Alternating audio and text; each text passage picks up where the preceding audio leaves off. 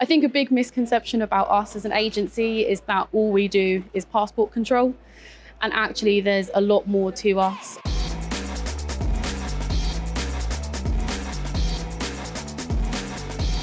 So we currently have a Ghanaian male detained. The male is seeking entry as a skilled worker dependent.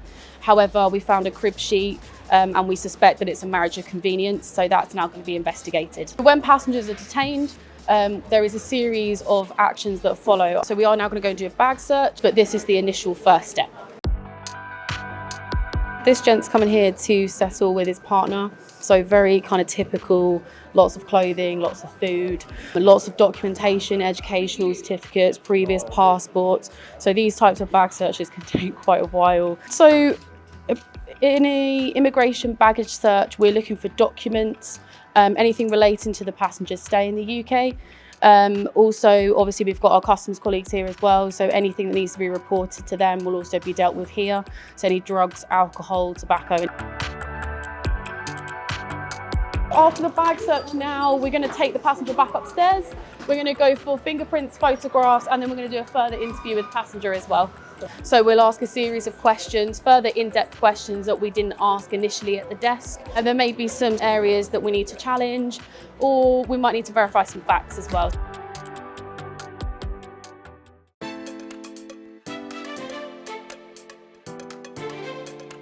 So there are various elements to the work that we do here.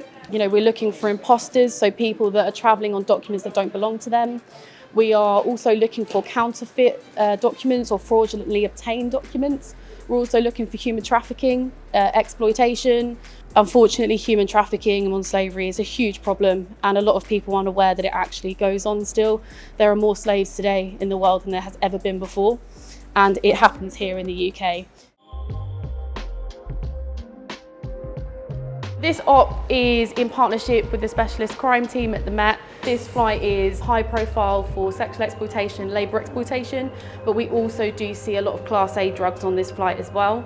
We've got one of the dogs down here as well today, working with our customs colleagues as well. So it's a real joint effort, and it's one of our most successful operations so far.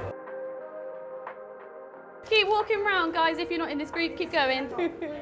Heading to London? Yeah. I hope you brought sunshine. She was in Newcastle last time she was here, and that's where the advert was live from.